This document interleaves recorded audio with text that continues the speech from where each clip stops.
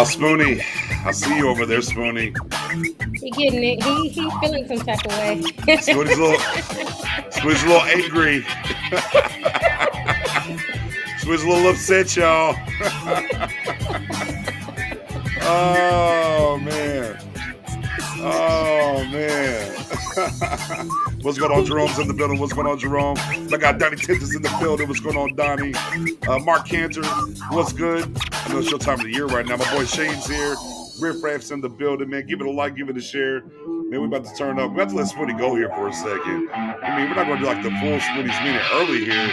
But yeah, my guy Spoon. Spoon a little mad. little mad with a certain somebody. Go and get off your chest real quick, Spoon. Or for those that don't know, real quick. For those that don't know, all right, Acho out here dropped a tweet. Parsons responded. Acho came back and responded some more. They went back and forth. Jeff Kavanaugh finally kind of stepped in a little bit. But go ahead, Spoon. I was dropping some bombs before the show started, just to get it out of my system. But I can't stand, I cannot stand another man to really, for you to rise to the occasion, you want to kick some people down, and especially when a man who's corny on the show, who don't know what he's talking about at all.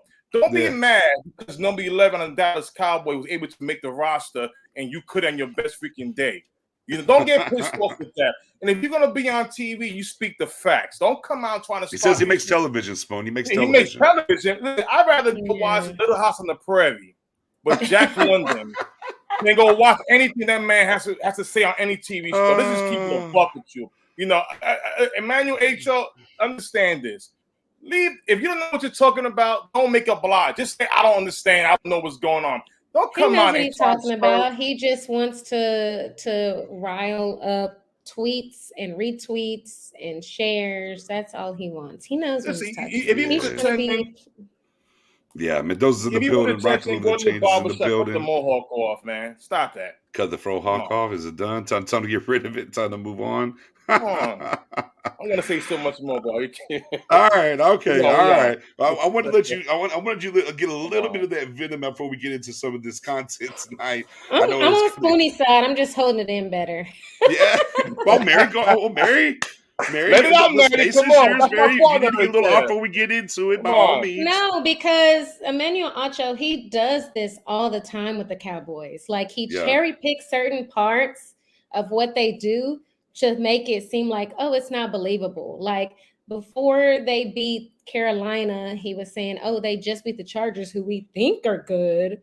And they just did this, and we think they might be good, but I don't know because of this. And it's like, Dak Prescott, if he was elite, wouldn't he have this many TDs like these other QBs right now?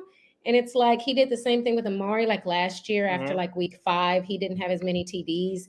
It's like, does he deserve the contract? It's like, bro, like, this would make more sense if you compare it. Like Julio Jones has at the most like 6 TDs in a season. Have you ever talked about his contracts?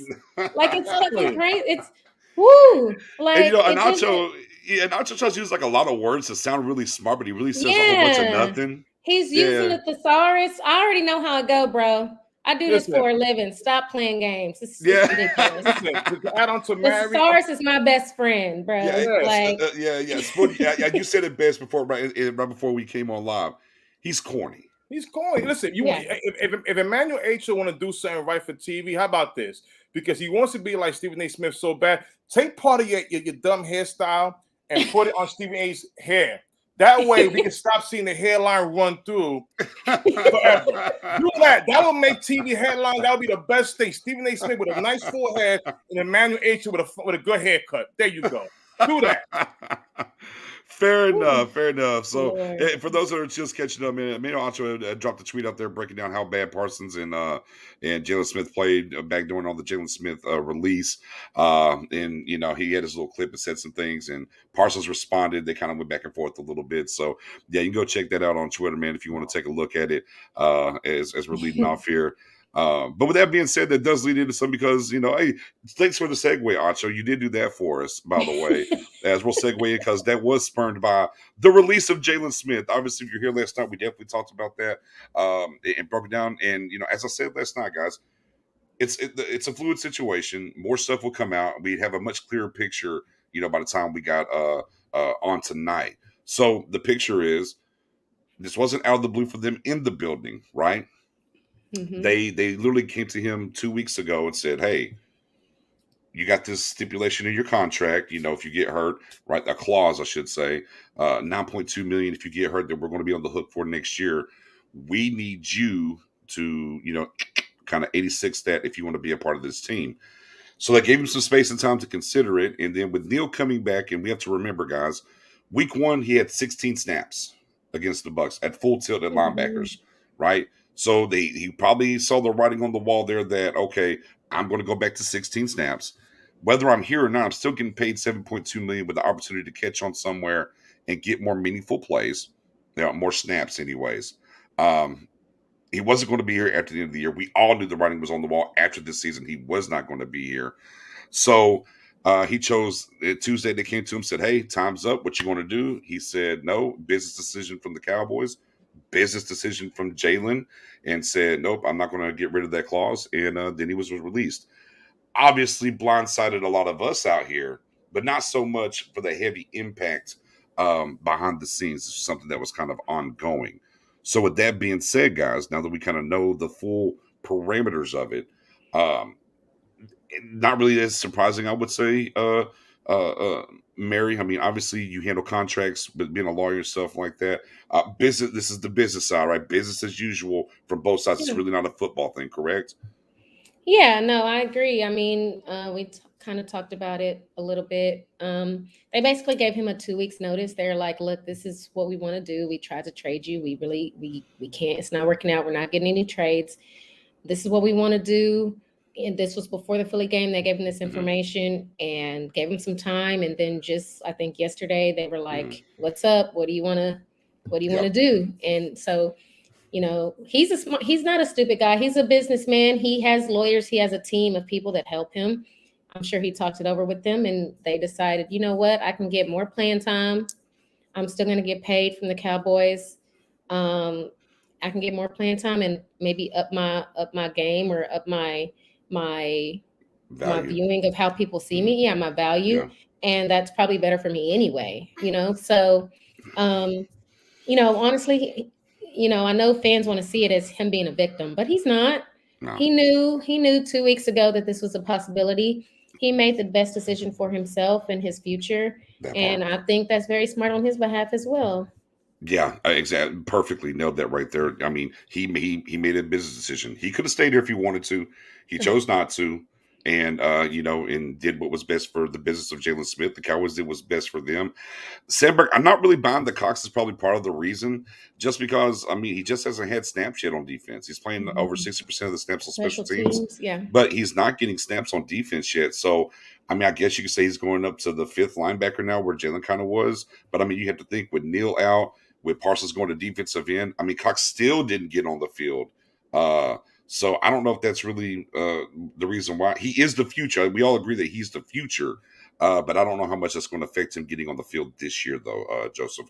Spoonie, with the picture clear now and everything else,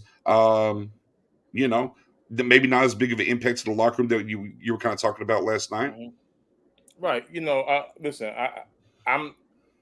we were all shocked. It came out of nowhere. It's but at the end of the day, it's a business, and we always prepare for something, just not like this. We had conversations in the past this offseason that Jalen Smith might be on his way out. We thought during the offseason, or not at the end of the year. We didn't know that it was now, especially not knowing the language of the contract. With him being injured, how he gets his full deal. And again, this goes on all the time. At the same time, folks got to understand is that with Jalen Smith losing the amount of snaps, he only played 28 snaps last week, and we got guys coming back from injury. He was going to play even less. Right. So in that case, from the Cowboys standpoint, in the business side, I do understand where, if they feel that he's not worth the money for the limited playing time he's going to get, well, we got to do something that protects them. Yeah. At the same time, for the players, this can impact the locker room.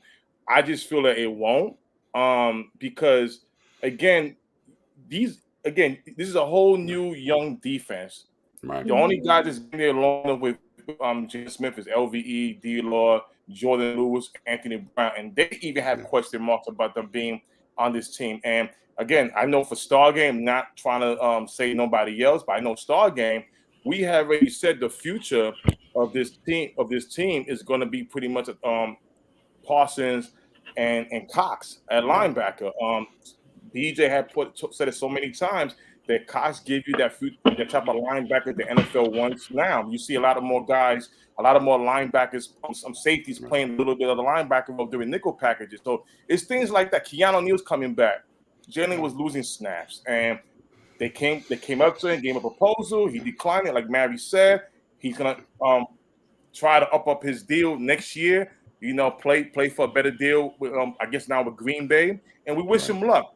Other than that, we got to move on. Cowboy, listen, right now we on a winning streak. We got to stay on that streak, and we just got to move on. It's business. Yeah. And I mean, and as Vosh said, we just alluded to a minute ago, with the people coming back with Neal coming back, Parsons making the switch back. Now that you have Golson manning up over there at the defensive end position, the room's just bigger. And again, as I said, it's like, well, you can cut that clause out, but you're going back to be regulated to 16 or less snaps like you were week 1 in Tampa.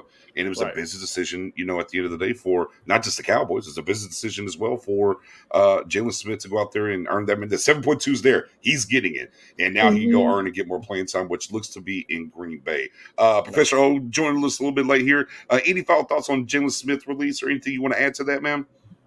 No, I'm good. You guys pretty much summed it up. It's just one of those things. We all kind of had the feeling yesterday that there was missing context. Like it just seemed sudden. The timing seemed off, and now it makes sense. Like they approached him previously.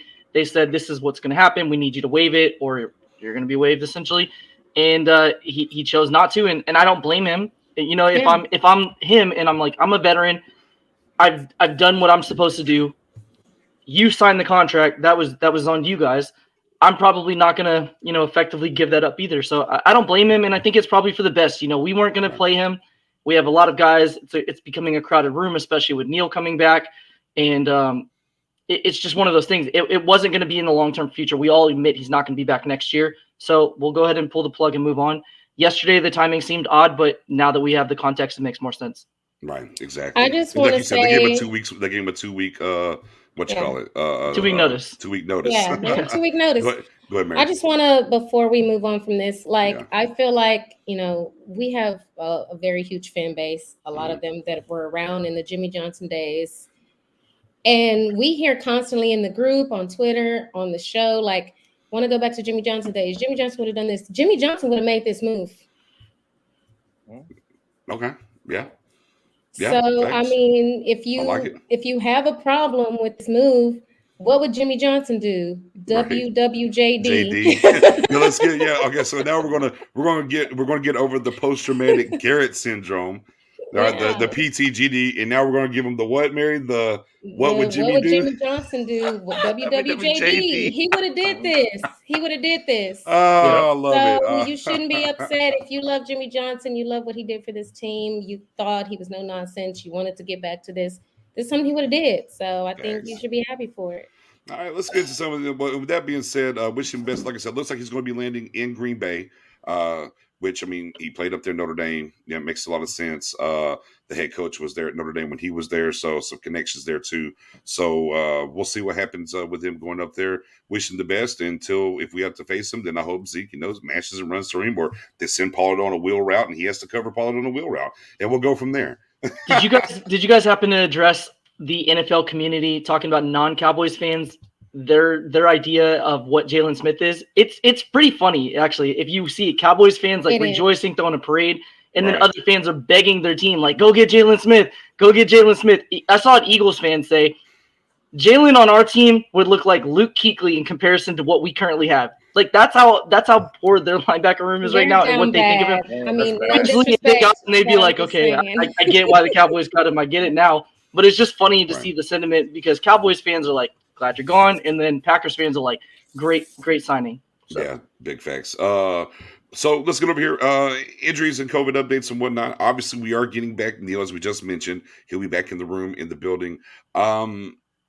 We're getting close.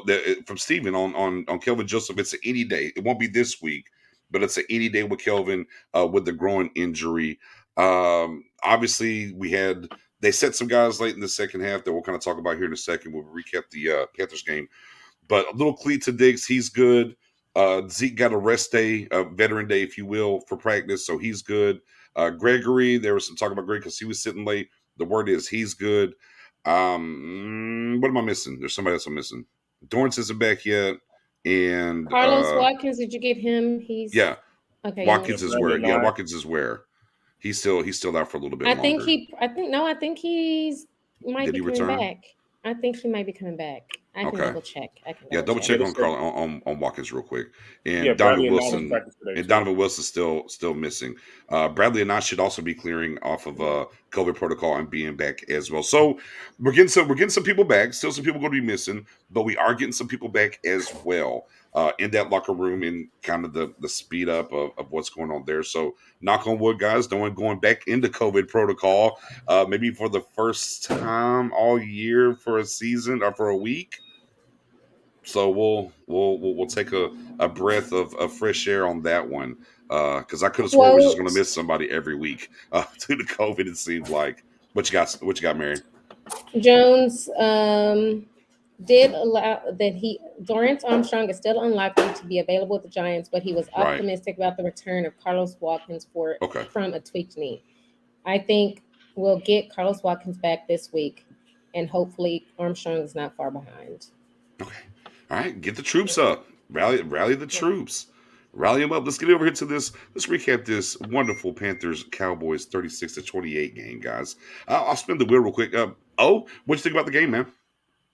Up and down, right? So the first half was frustrating. Like, why are we letting Sam Darnold run all over us? I thought we were gonna have Parsons spy. What happened to that? And then they did make some adjustments. Offensively, they made a lot of adjustments because the pressure was getting to Dak early in the game, and they started playing a little bit more 11 and 12 personnel to keep tight ends in, and then that pretty much mitigated it, and then Dak was Dak. And then the run game was, keep pounding the Panthers constantly. Our run game was phenomenal, especially going against a team that gave up 45 yards rushing per game. I know they didn't play offensive juggernauts prior to us, but 45 yards in the NFL is still really good, and we put up 245 on them. And then Diggs does what Diggs does, and everybody's excited, and then we kind of lay off the gas, which was frustrating at the end, but a win's a win, especially when you're playing an undefeated team that a lot of us I'll say this. I probably slept on them a little bit too much. Nick's was giving them the props and flowers ahead of time. They look good, man. That's a team that you could very realistically say probably not going to win the South, but they should be competitive the rest of the year. Yeah, and hopefully they do what they need to do this weekend and take care of the Eagles for us. So go Panthers. I think we're definitely lucky. McCaffrey wasn't there. And like I said, and everyone that listened, I said, they're well coached. They're well coached. They're very disciplined, and they were going to attack us with the run early. And they had to muck it up, and they did in the first half. But shout out to the Cowboys who made the adjustments as Matt O just said came out. I tell you guys, two things for me was one. That third quarter, we were instant. And I said, oh, this is like that Golden State offense. This is like that, what we see over there in Kansas City. It's instant. And then two, I said, oh, Dan Quinn's trying to get a Super Bowl on 28-3 and trying to give up the butt. I was like, oh, my God. We're so far up, and he's pulling all these starters and all these guys. And I'm like, Dan Quinn, don't do it. Don't do it, Dan Quinn. Get some of these guys back out there. Mary, biggest thing that stood out to you in this game? My key to the game was offensive line, and I think they did everything I need them to do, pretty much. You know what I'm saying? 246 yards. Yeah, 246 yards rushing. No lies have been told. Like, I was worried about, their pass rush, and they were good at stopping the run too. And Cowboys offense put that to rest. The offensive line did their thing. Zeke did his thing. Pollard did his thing. Dak got a few runs off. When he saw nothing there, he got a few runs off. So, speaking of that, if you would have told me, right, that Dak threw only 22 pass attempts, right, I should go grab a certain hat. I'm not going to do it. I forgot to grab the hat. I should have grabbed the hat. But if you would have told me that Dak only threw the ball 22 times, we didn't get a defense or a special teams touchdown, and we scored 36 points, I'm like, no way. We had to lose that game. There's no way. There's no way. Yeah. And that's what you said there, Mary. Zeke, 20 for 143, 7.2. Pollard, 10 for 67, 6.7. Even Dak, 4 for 35, 8.8. Just chewing up the yardage on the ground. Yeah, and it opened up some good passing for him too. Like, he only had 188 yards, but a lot of those passes were like, you know what I'm saying? Yeah. Like dots. He was out there dotting. You know what I'm saying? So it was just, I don't see how anybody could be mad at the offense, for that game. The only thing, like Matto said, is like y'all both said, is they let up at the end. They made it look like a closer game than it should have been. Right. But other than that, like first in rush yards, first in yards, second in points. Where was that team at? It wasn't there on Sunday afternoon. Right. No, it wasn't. Yeah. I mean, first half, like I said, right, you got the binoculars out on them. Yeah. The first half, right? I mean, they mucked it right up a little bit. But I mean, overall, Hubbard, 13 for 57 for 4.4. Darnold, 6 for 35, 5.8. To Royce Freeman had a 4 average at 3 and 12.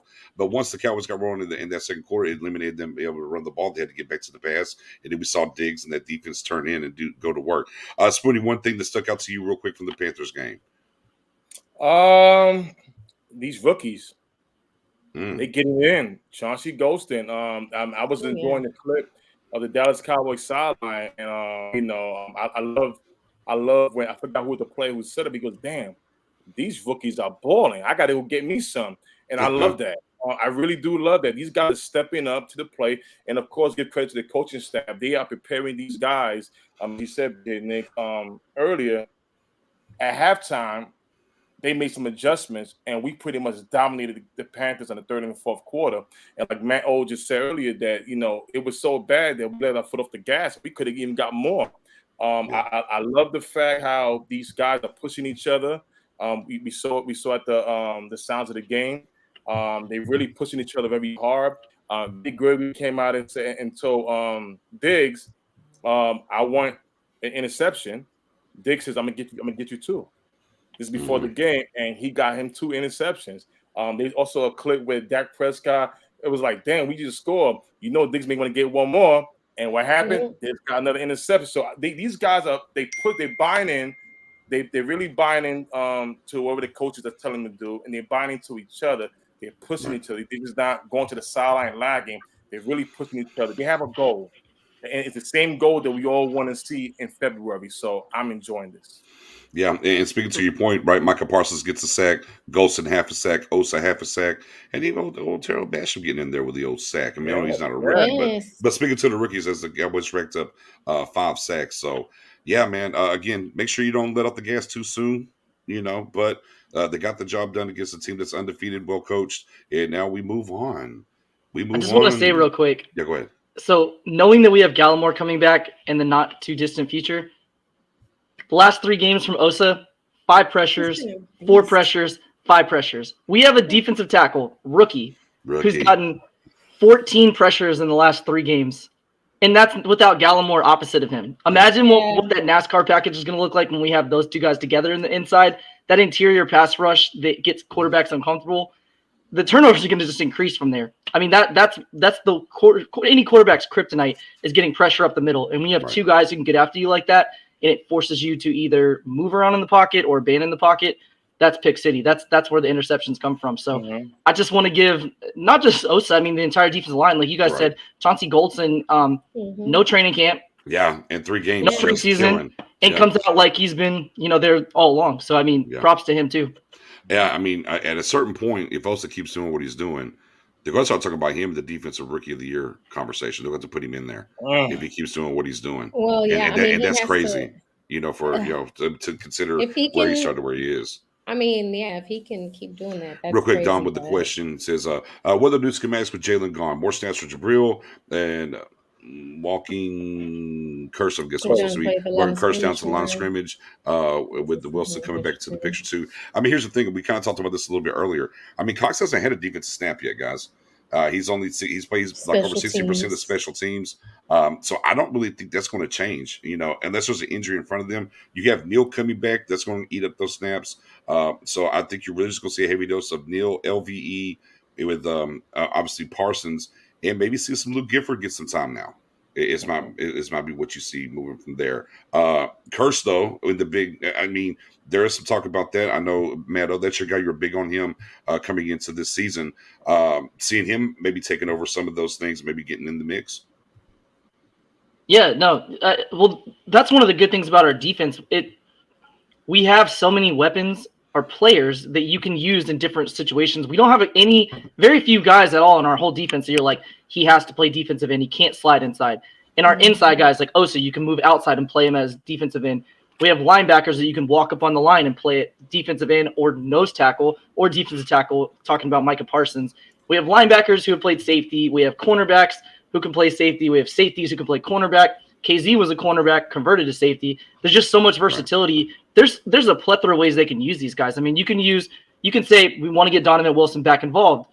We don't want to take Curse off the field, so you play big nickel or you play big dime. There's multiple ways that you can use them, and especially if you keep in mind the way that we've used KZ and Hooker the last 3 games, I think you'll probably see a similar mix. I don't know if it'll be Curse's safety 1 and Wilson spelling him or vice versa, or maybe based on the matchups. But they have plenty of ways that they can get them on the field. I don't think Wilson coming back means Curse doesn't play, because again, you can play him at linebacker in nickel formation. You can play him as your nickel back in big nickel. You can play dime formations.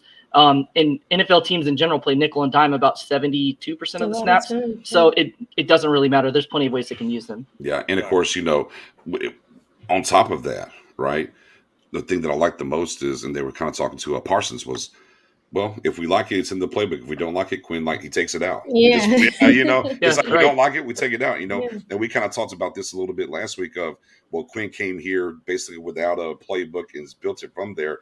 But to hear now that they've built it, went through everything, and they're still evolving this playbook throughout the season, kind of goes back to, hey, the big nickel. I mean, we pounded the table about, we were looking at these safeties this preseason, all of us on this board was like, big nickel's going to be a big part of this thing for sure. And man, just seeing it go through and just hearing, it's refreshing to hear from the defensive players like, oh yeah, we don't like this, it's out. They don't care. It's fine. What a novel concept in the year of our Lord 2021 that a coach is like, oh guys, y'all don't like running this? My bad. Here, we'll get rid of it. What do you like? And I'll make it work. The crazy part is that's what's happening on defense, but that's happening on offense too. There you go. Yeah, there you go, Mary. Yeah, I mean, wow. So wait, are we buying that McCarthy was really an analytical guy all along? I know he got kind of tested about his analytics last year. Maybe Mike McCarthy was an analytics guy all along. I think he's trusting the guys that are in their positions, and he's deferring to them. I think like with any great manager, the only time you step in is when it's really not working, but it's working. You know what I'm saying? And I think that's been the problem with previous management. I'm not gonna say any names. I'm just saying. I ain't here to gossip or nothing, but I'm just saying. I ain't here. You ain't heard nothing. You hear from me? Yeah, go ahead, Mano. No, I'm good. I was just saying. Yeah, I wonder what coach that could be talking about. I don't know. I mean, so there's a lot of stuff you can say. You can say, Kellen's been calling the offensive plays. That's not really McCarthy. Dan Quinn's been calling the defense, but McCarthy's doing what we need him to do. He's not saying, hey, I'm an offensive guy, I'm going to insist on being the offensive guy. He's saying it's working, which is what we're doing on defense and on offense. We're saying, hey, Pollard, this is your game. Sorry, Zeke, you're going to take a backseat a little bit today, but next week we got you. You're back in it. Pollard's the hot hand, and then the next week it was a complete opposite. I think McCarthy's doing the same thing. He's saying, I don't have to be the hot hand. I'll let my coaches do it because it's working, and if I need to step in, I will. Because he is making – obviously there's clock management situations that we talked about, but he's making a lot of calls that are gutsy, like I'm going to go for 2 because we only need 1 yard now. Statistics say the odds of me not getting it are in my favor. I'm going to go for it. We're going for it on 4th and short a lot, even sometimes in our own field, our own side of the field, because he's saying, I know that when I have a guy like Zeke in the offensive line I have, I'm going to pick up 1 or 2 yards. So it's just one of those things. Like he is being analytical, whether you like it or not, because I know some fans will like, just kick the extra point. Don't worry about it. It's going to cost us later. I'm all for it because, again, when you have an offense as loaded as we have, you should be able to get 1 yard on pretty much anybody we play. Yeah, if a coach wants to be bold and go for it and thinks the odds are in his favor, then salute. Let's do it. Let's do it. Yeah, let's go. And if that gum Schultz would have just turned a little bit quicker, we would have had it. But it is what it is. But let's get over to these Giants, guys. Let's get over here. We got the Giants coming in. They're coming off, which I like this. I like the fact that they're coming off their first win of the season. I like the fact that they're not 0-4. They just came off of an overtime victory against the Saints. They beat them 27-21. Danny Dimes threw, 402 yards. Saquon out here had a little 52 yards rushing. Kenny Galladay, 6 for 116.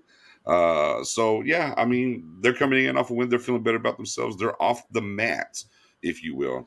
Not Professor O, just off the mat. Spoonie, what do you think, man? What do you what jumps out at you about these Giants? And pick up maybe one thing that you think is going to be a problem for maybe the Cowboys. What the Cowboys need to neutralize with these Giants.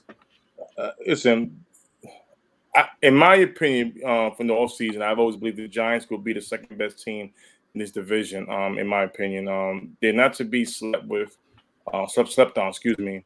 Or slept with either. We don't want to sleep on them or with them at all. Any sleeping around them. Any sleeping at all. Yeah, slept on or slept with. Don't do it. We have our own bunks or whatever. Yeah. It's a trap game in my opinion. I think of course the running game by Daniel Jones and Saquon Barkley. They're very both dangerous outside space. And we saw what Sam Darnold did last week for the Cowboys for 2 touchdowns rushing the end zone. And Daniel Jones could do that even better. He's more quicker than Sam Darnold. He's a bigger quarterback, and we've seen him get elusive out once he escapes the pocket. So that's my concern. Him just extending the play. Okay. Daniel Jones was okay. I got you, Mary. One thing about the Giants that sticks out to you. Yeah, I mean, Daniel can run, so we have to. I feel like it's similar to what I thought about Jalen Hurts. It's similar to what I thought about Sam Darnold, which was they can run if they need to, and you got to stop them from doing that, and you got to make them uncomfortable and have to throw from the pocket often, fast and often. And so I think the same thing about him, like running for him gives him momentum. It gets him excited. And when you shut that down, obviously we know he has like a pretty good arm. We know that. But we also know that when he gets like piled on constantly, he's going to pull an Eli. You know what I'm saying? And he hasn't done it a lot so far this season, but it's under the surface. He just hasn't had anybody to bring it up yet. It's under there. It'll come up. He turned one. He had a little interception last week. He'll give a little candy. That's what I'm saying. Like, it's not as bad, as bad as it's been in his previous years. Fair. I'll give him credit for that. You know what I'm saying?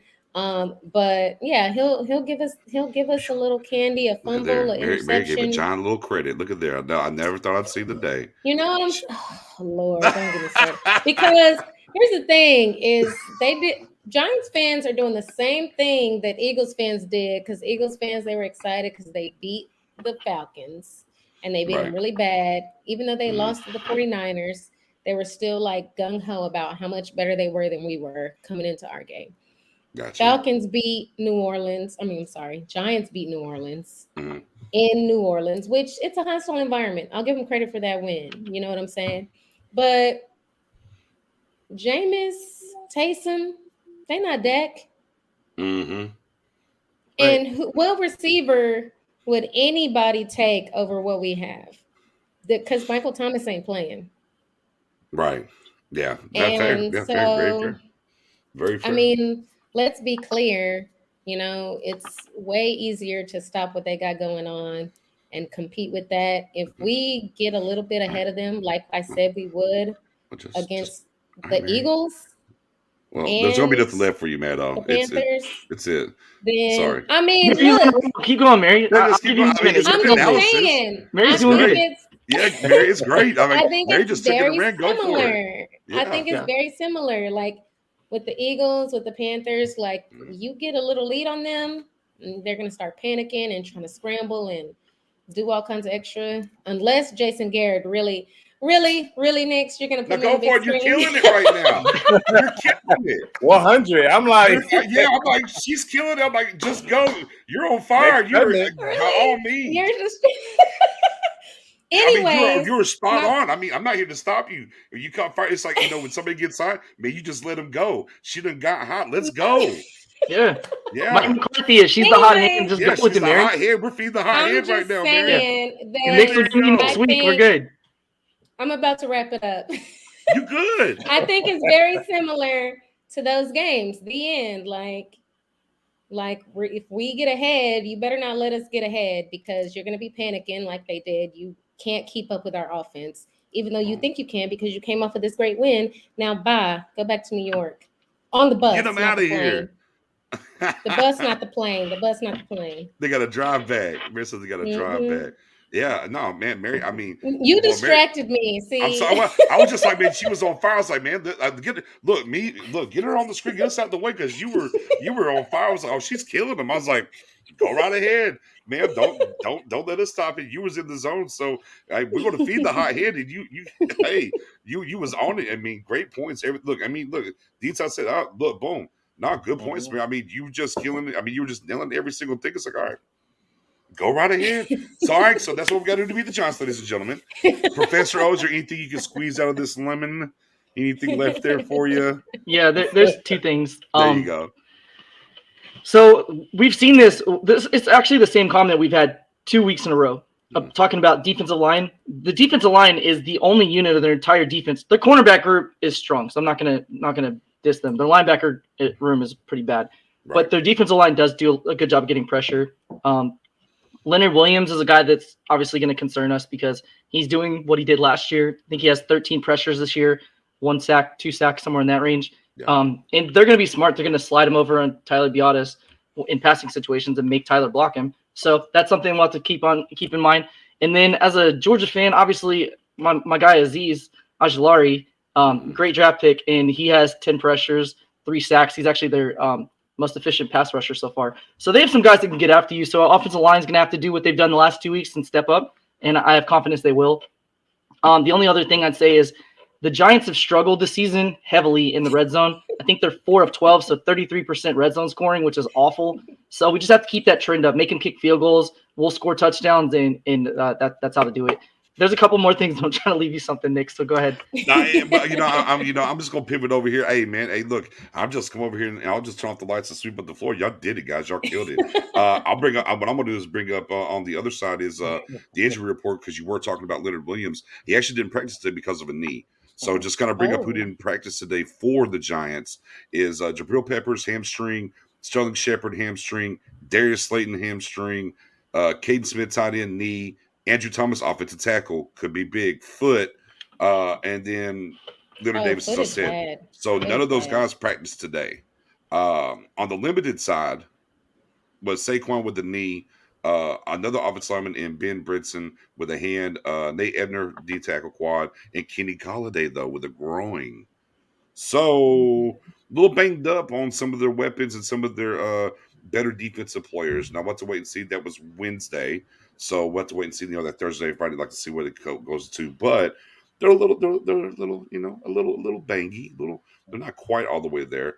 And for as compared to us, kind of getting some guys back, right? We're getting some guys back, which is awesome to see. Outside of that, yeah, I don't know. I mean, I think realistically, it's going to boil down to this. I think. And how, to me, this is kind of how special and how things have turned around so much.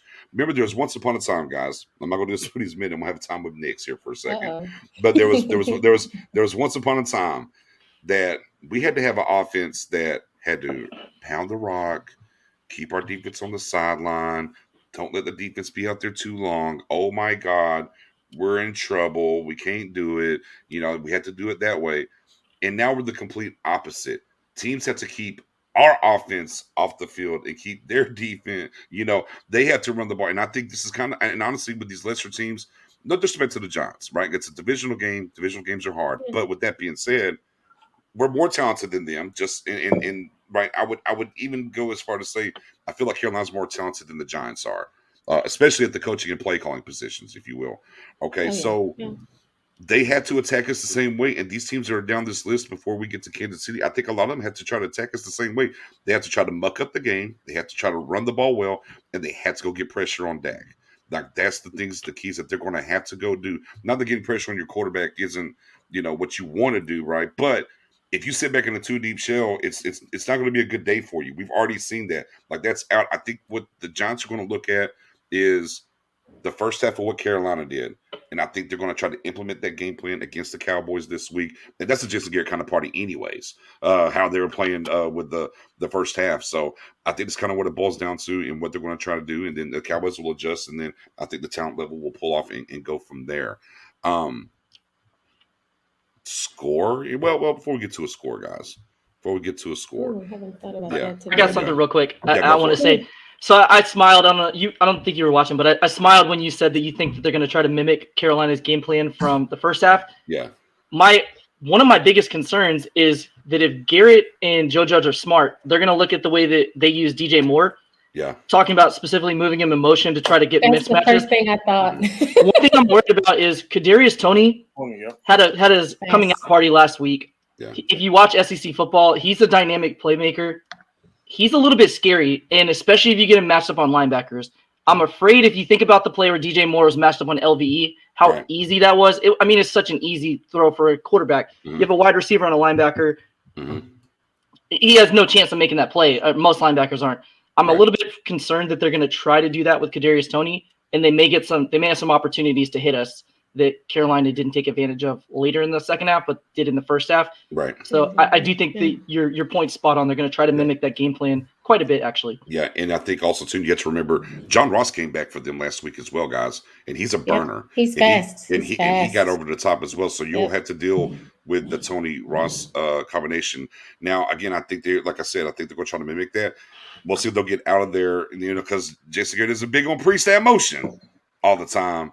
But we'll see if he gets into that, because I think that's where they're at. So great point there, Matto, for sure. Because Toney against one of them linebackers, LVE. I'm like, I don't like it. Or you get Ross with the speed that he has, right? Yeah, exactly. What he can do. Tony's shifty too, so he's a guy that you can throw easy throws like screen passes and make him juke one person and he's gone. And be gone. So, I think they're going to have a few big ones. They're going to have a few big ones, but I just don't think it'll be enough. I think it'll be early.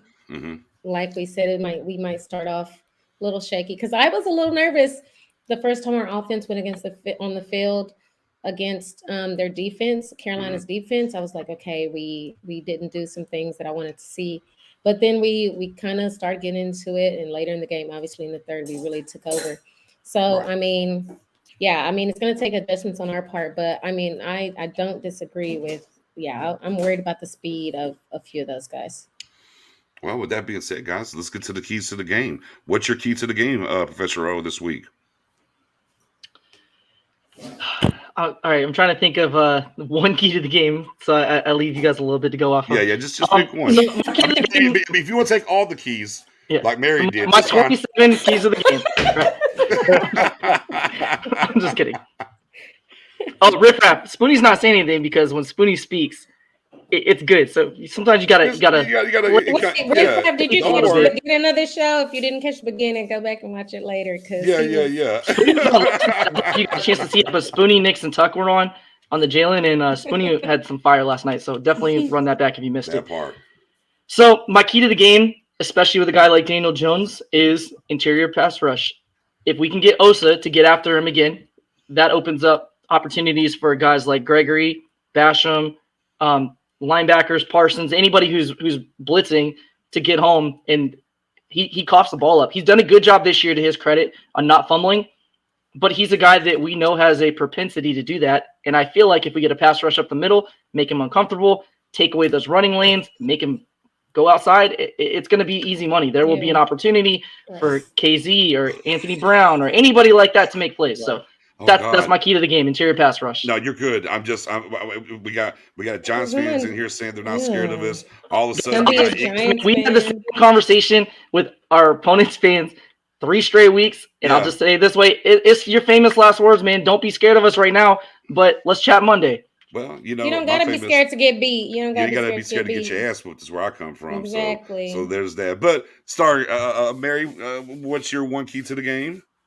So we got interior rush from our guy Matto. Hey, I got a whole list. I know you do. I mean, let's do it. It's just for last. Let me just catch anything we miss on. Here, hold on. All right, Mary, keys to the game. No. I put an S at the end of it now. I put an S on it. What you got, Mary? Give us one. I think mostly it's just not letting your foot off the gas.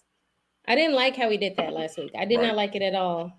Like, we are very capable of getting way ahead of them. We are very capable. And don't let your foot off the gas. Like, I want it to be bad enough to where if there was a mercy flag, they would throw it. That's what I want it to be. Don't let the gas off, Period. Don't let them think that it could have been a close game. Yeah. Because that's how the Panthers fans feel. They're like, oh, it could have been a close. No, it really couldn't have. Okay, stop. Fair enough. Spoonie, what you got, Spoon? What's your key to the game? Well, this is the anniversary, week 5 of last year. You sure you don't want to save that for the minute? I do want to save for the minute as much as possible. Man, but Mary is killing it tonight, y'all. It's because I had 2 margaritas earlier. That's why I had 2 margaritas. Look, we have to talk about this gameplay going, but these margaritas are getting rotation. Mary's on fire. Go ahead, Spoon. And listen, key to the game is basically I like what Matt said earlier about Kadarius Toney, the first round pick. He's very fast, very elusive, and he has similar traits to like DJ Moore. I'll say this: the NFL is on notice about Trayvon Diggs, so that makes Anthony Brown got to step up his game even more. This game, Anthony Brown is the key to this game of really holding his side down. Okay. Oh, that's a good Anthony one. Brown, I like it. I think so we got interior pressure, right? Like it. Keep your foot on the gas, all gas, no brakes from Mary. And then we got from Spoonie, right? AB, right? On that speed that we were talking about a little bit earlier with Tony and with Ross coming back. I think for me it's I'm just, man, I can't say enough. I can't say enough about how the entire offensive line has been blocking tight ends, wide receivers. Even it would still come in there. I just don't even know where to begin with those guys right now. Obviously, we want a little bit better from Tyler, but even with that being said, I mean, I don't know. I should have went and got my RTB hat for tonight and chalked it up after that. You know what? For me, the key to the game is just efficiency. The way this team has been efficient. With Dak completing over 75% of his passes so far this year, just stay efficient. I think if the Cowboys are efficient in what they're doing offensively, I don't think there's not much the Giants are going to be able to do to stop us. Whether that's running the ball efficiently, passing the ball, doing what they have to do. I think it's just about staying efficient. 14 passes, 4 touchdowns. I don't know how much more efficient you can get with those completions, my guys. I think if the Cowboys just stay efficient in what they're doing offensively, it's just going to be another long day for the Giants for sure. Now we'll get to your player to watch. Either side of the ball. Spoonie, I'll start with you this time. I guess AB. That was your key to the game. So I guess Anthony Brown's is that okay? All right, Matt. You got a player. You got a player to watch. Yeah, I'm just gonna keep going with the same guy because he hasn't let me down. So I'm just gonna stick with Osa. The Osa trade is strong for that, though. So let's just keep it going with Osa. He has 14 pressures in the last 3 games, 2 sacks. He's getting the pressure kind of all across the board too. Lining up at 1 tech, 3 tech. He's lining up at 5 tech. He's even played a little bit of wide 9, which is interesting. So yeah, I'm gonna stick with Osa. Make Daniel Jones uncomfortable. It's not even a knock on Jones. It's any quarterback in the NFL does not want pass rush right up the middle. They want to come from the outside so they can step up in their comfort zone. So let's force them out of the pocket, make them a little bit more uncomfortable, give the pass rush a chance to kill. I know you lying. He said, "Shut up." Eric, first of all, man, thanks for tuning in. We appreciate you, even if we don't agree with your takes, man. Thanks for the comedy or the alternative view or whatever you're offering for us, man. We appreciate it. It said he's the comeback king, baby. Thank you for tuning in. So shout out to Eric Garrison in the building. Make sure you come back appreciate you, bro. for the post game. Mary, you got your one player for the game? Matto, he kept his same guy. Might as well just keep Rain Dakota. Why not? Why not? Okay, keep him. Keep him. I'll tell you what, I'm going to keep a guy. I'm going to show Eric a little love since Eric's in here. The key to the game is John Elway 2.0, and make sure he doesn't run the ball on us. Okay. Boom. So John Elway 2.0, aka Daniel Jones, keeping him in the pocket is the key to the game for the Cowboys. Is what I'll do there. Score time. I got a 34-17. I got a double up. I got the old Harlem double up, Spoonie. Brooklyn, know what I'm talking about. Got that Harlem double up. 34-17. Cowboys walk away with this one. Spoonie, what do you got for the score? 45-21. 45-21. Professor O, what you feeling? Yeah, so I mentioned it briefly, but the Giants are struggling to score in the red zone. They're converting, I think, 4 out of 12 red zone trips, so it's 33%. So they're not scoring in the red zone. That's an issue. That's why their offense is scoring, what is it, 20 points a game? Something like that. Yeah. 20 points a game. So good for 21st in the league. I just truthfully don't think that they can keep up with us scoring-wise unless it's just a game where, we start getting the turnover bug or something happens. I just don't think it's going to be close, truthfully. We've won 7 of the last 8, and I think it's going to be 8 of the last 9. And at the next matchup, it'll be 9 of the last 10. I think we're going to sweep them this year. I'm just being honest. And I will say this. I like their draft class this year. I think they're a team that in a year or two, especially if they had more health going on their side right now, they'd be a more formidable matchup. But right now, they're just not. I just don't think their offense can compete with us. So I think we're going to win. We'll go with 31-14. I think it's going to be a pretty large margin. Okay. Mary. Yeah, I mean, I agree with a lot of what Matto said. It's funny. Okay, so this guy in Stargang, his name is Anthony Crochet. He comments a lot. I don't think he's ever on the show, maybe a few times, but he said something I never even realized. He said that the Giants average 20 points a game or 19. That's been their average over these 4 games or something like that. And we averaged that in the third quarter. We averaged like 20 in the third quarter. And so, I mean, honestly, I didn't check it. Matto, you can check me on it later. But I mean, I think at least in this past game, we did score like 20 in the third quarter. Yeah, we scored 20, yep. So, I mean, yeah, they can't keep up with that, especially with all their injuries, what they got going on. Their QB's not better. Their offense coordinator's not better. Their defense not better. They're just not better. They share a stadium, everything. So, yeah, they're going to lose about 41-21. 41-21 it is. They share a stadium. I'm about to clip that. Oh, my goodness. With that being said, Spoonie, ladies, Mary, get the clock ready. We get the clock ready. I don't know why we get the clock ready, but we do at least try to get the clock ready for Spoonie's Minute, ladies and gentlemen. Mary said they share a stadium. Do they not? I mean, they do. No, they do. It's just how you slid it in. Like their offense ain't better, the defense ain't better. Yeah, they share a stadium. 41-21 is done. All right, Spoonie, let's go. Spoon, hold on, man. Hold on, Spoon. You're a little bit crooked with your mask. You got to fix it real quick. Get that mask right. It's distracting me. Get that mask right. All right, let me get it big. Yeah, get it right, Spoon. Let's go. Let's go. They share a stadium. God bless. Savage life. We know what to do now from this point forward. It's all about 2 margaritas. Let's go. All right, we're good. Spoonie, you're looking good, man. Let's go. All right, let's go, Spoon. Give it to him. Cowboy Nation. Anniversary of what happened last year with the New York Giants. They hurt me. They hurt BJ. They hurt Miss Mary. They hurt Professor. They hurt Jay Tuck. They hurt my man Shane, my man Mendoza, my man Dominic, Mr. Brandon Voice, Tyrone Church, my man Frill, my man Donnie. You heard everybody in this Cowboys chat. You heard all the Cowboy Nation what you did to our quarterback, right? Now, here's the thing, New York Giants, and any fan that's in here, send the message. I'm in New York. I'll find you. You don't got to find me. I'll find you. Hell, you can find shit anywhere. I'm going to tell you guys right now, when it comes down to it, we are bringing the pain and the hurt. I'm not rooting for anybody to get hurt, but we don't forget. We didn't forget. And I'm telling you right now, New York Giants, what this was last year, it scolded us. It is time to scold that ass. And let me explain something, Cowboy Nation. If you're tired of seeing crap on TV, you don't look at a guy who look like a turd with a mohawk, and I'm talking about Mr. Angel.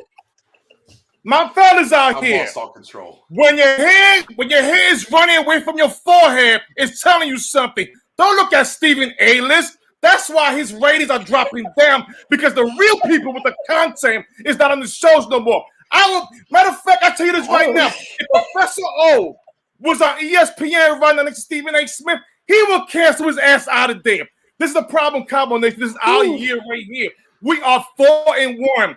Excuse me. We will be 4-1 for a reason. jump on the fucking bus and ride that shit down.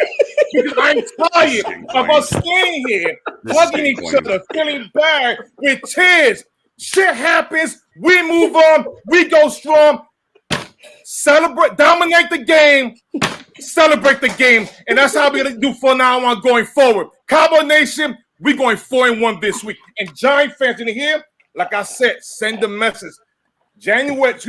November 19th, I will be in Giant Stadium, my house. Well, I'll be in Giant Stadium, or I'll be in AT&T Stadium. No, yeah, we don't share a stadium, Mary. Oh yeah, I forgot. I keep forgetting we don't share a stadium. Lot 10. We don't do that. You'll be out there at Lot 10 for the. I'll be at Lot 10. I'll be at the game. If you're gonna be at the stadium, if you go to the game this week, man, Mary, I think J-Tuck's actually gonna be out there as well too. Yeah. So Lot 10, which is on the corner. It's on the corner over there for the tailgate with the hitters and whatnot.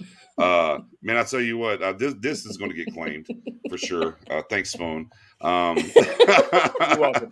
I live in New York, man. It's hard. For me, I will come find you. Yeah. So Sweeney's out here trying to find people. Come find me. It's not hard to find. I blame Acho for this, or H. That's why I blame Acho for what's happened today.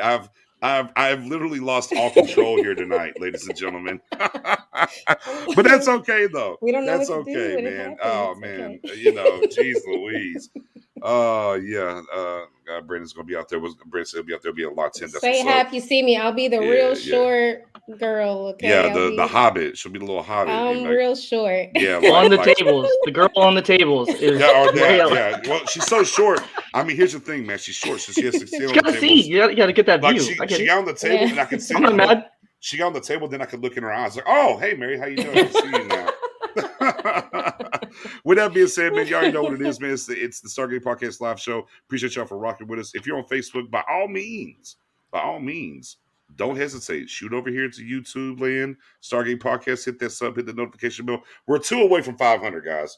We're at 498. We're 2 away. Oh yeah. We're trying to get to that 1K, man. Help us get it up, man. Share it if you like what we did, man. Give it a share, give it a like, man. Tell your friend. And of course, I mean, we're almost $8,000 in the group on Facebook, Stargate. Join in. We have a good time over that way too. It gets a little wild in the group. Sometimes we try to keep it under control as much as possible. We try, but boy, some of y'all out there. So post game, might be a little bit later this week than normal. Look, man, here's Nix's minute. So my quote unquote adopted daughter per se is having a baby shower on Sunday. Nice. On Sunday. Ooh. Oh no, they should change the day. On Sunday. On Sunday.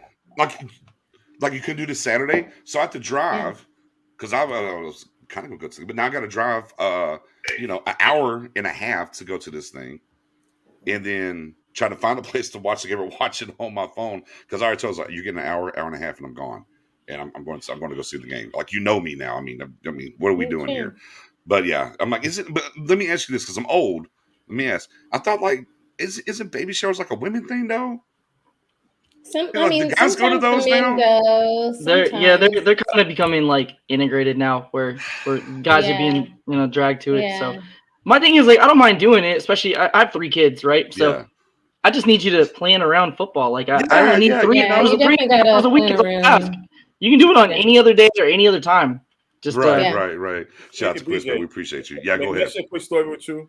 Yeah, go for it. My wife's good friend had a wedding on a Sunday, and I was very upset with that because it was during the football year, and I'm like, it'll be on Saturday, the same thing. So when I get to the wedding and the ceremony's happening, I'm looking around. I said, "There's no dudes over here. Where are the guys at?"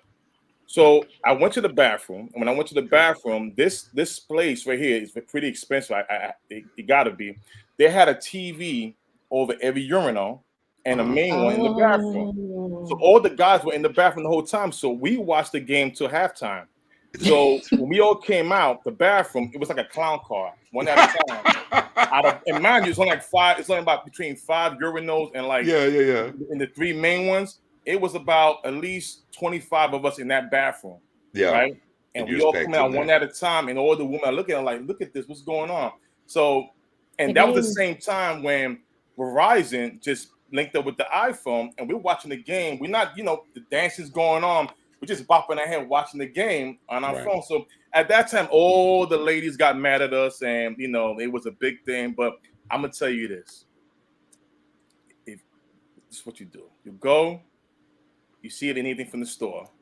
You take your time at the store. Oh, don't worry. I've already got it planned out. I'm like, yeah, all around the gas station. Yeah, that's the thing. I'm sorry, if any ladies watching, this is what we go through sometimes. We gotta make it right. All right, of course, hey, for sure. We're a mess at times. Today was a mess, but it's a fun time. So obviously, we'll still be doing the post game show after the Giants game, and of course, next Wednesday right here, 8:00 p.m. Central. Make sure y'all tune in, hit that sub button. We'll see y'all next week. Go Cowboys. Hey.